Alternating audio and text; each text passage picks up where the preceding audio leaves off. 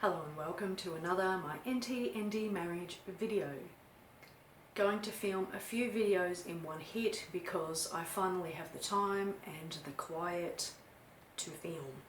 Aside from the wind. Welcome to Melbourne. So today's topic, masculinity. The masculinity of those on the spectrum. I've often seen it written, heard it said, that those on the spectrum have especially masculine minds. And I'm not really sure that I agree. Hear me out for those of you who do agree. Screaming at the channel already. Scientists are finding that there is no male or female brain. If you put them together, you cannot tell that one is female and one is male. If they're both in MRIs and you can't see the sex of the person in their MRI, there's no such thing as a male or female brain. And obviously, with all of the gender fluidity and stuff that we're talking about now, we're starting to realize that gender is fluid. You can have men who like sort of more feminine things and females who like more masculine things. But then who decided that? Was it the patriarchy that decided that women are supposed to love minding children and men are supposed to love hiking? Who said? Or men are supposed to love hunting and women are supposed to be nurturing? Who said? Men are meant to work while you can't have stay-at-home dads because the men aren't as nurturing as women? Who said? This is just, I don't know, made up crap, really. Anyway, scientists are starting to realize that it is kind of made up crap. By whom we don't know, because it probably started thousands of years ago. Probably when men wanted to own stuff and decided that everything was their property and they were the breadwinners and the women had to stay home in the kitchen and cook. Who knows? Just throwing it out there. I don't know where the concept of masculine and feminine came from. But scientists are arguing it. They're starting to say that gender is fluid. Other scientists who study history are starting to notice that females were far more equal back in the day. It wasn't expected that we were just going to be the ones who stayed home and cooked because evidently having a vagina means you love cleaning. As a female, I can guarantee you, it did not make me like cleaning. I hate cleaning. Is there anybody who likes cleaning? Anyway. Hubby and I did a test some years back, and it was a masculinity-femininity test. It was based on the fact that there are no male and female traits specifically, but as we've been told them and taught them, there's male and female traits. So for example, I'm supposed to love shopping because I'm female. It's what I do. I love to nest. I love to go out and buy stuff and bring it back to the nest and decorate it like a bowerbird. I hate shopping. My husband is the bowerbird. He loves shopping. Loves to go out and get stuff, you know. So in that sense, he would be more feminine than me, if indeed going shopping is a feminine trait, right? So we did this test, and I'll just draw for you how that looked as I explain how the test works. So the test is a middle point with female qualities all up one end and masculine qualities all up the other end. Granted, it's the qualities and traits that we as humans have determined males and females like. So he does the test and I do the test. And this is how it turned out. Hopefully you'll be able to see this.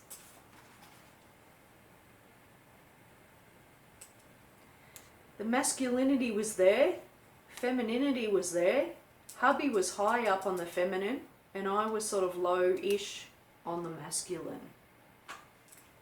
I knew that prior to doing the test. We've been together for so long, I know exactly what we're like. And I was always a tomboy growing up, probably because I had 50 billion brothers. But maybe not even that. I mean, I just loved climbing trees. They're awesome. Who doesn't want to climb them?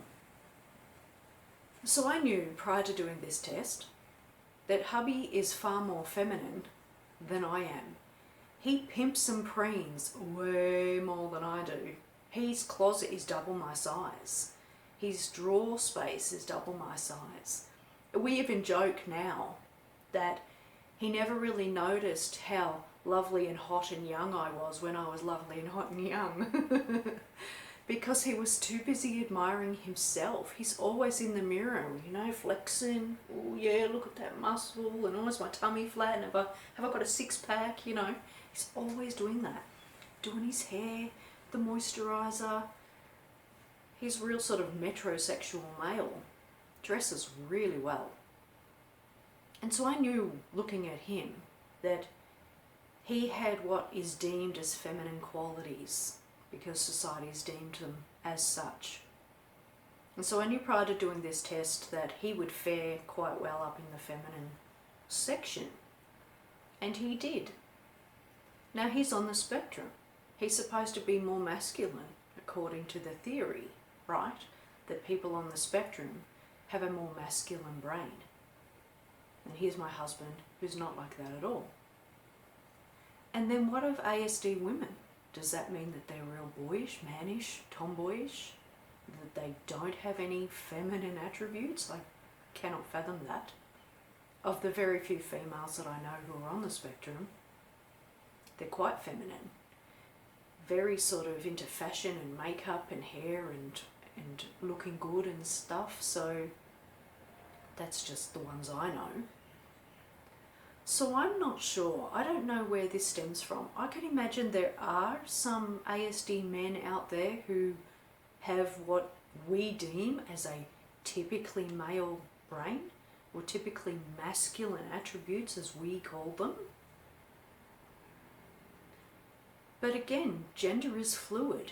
They're realizing now that there are men who love staying home and looking after children. There are men who are very nurturing. This idea that men were never nurturing, I don't know where that came from. It's madness to me. Being in the type of family that I'm in, with a husband who is quite hands-on when it comes to the children, granted, he's very switched off from his emotions. He will kind of attack the children verbally in a tone that upsets them because he's not in touch with his emotions and he's not in touch with theirs. So he's not really understanding their children. Be gentle. But he still loves being a dad. He loves going to the park with them. He loves playing with them. He loves interacting with them. He loves when they crawl into bed at night time, want to sleep in our bed. He loves all that sort of stuff. He loves buying toys with them, playing with them, cooking for them. There's nothing not really very paternal about him. He's really quite a paternal person. And so we're just starting to notice, obviously more now with the whole sort of trans thing going on, that there's not female traits and masculine traits. I mean, why aren't men allowed to wear lipstick and nail polish and dresses if they feel like it? I'm allowed to wear board shorts. I'm allowed to get a crew cut. Ooh, just the mere thought. Eek. I'm a hairaholic. I would never shave my head. Anyway, aside the point.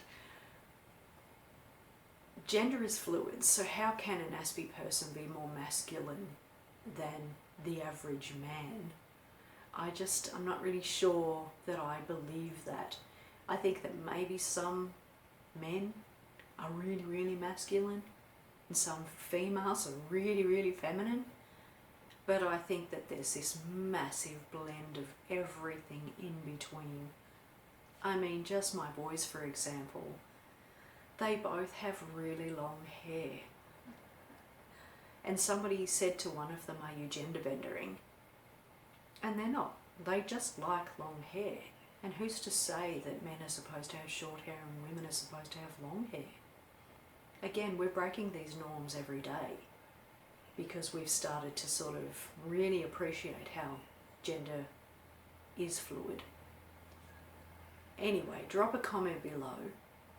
Do you agree that being on the spectrum makes you more a masculine man, or you're sort of more masculine thinking?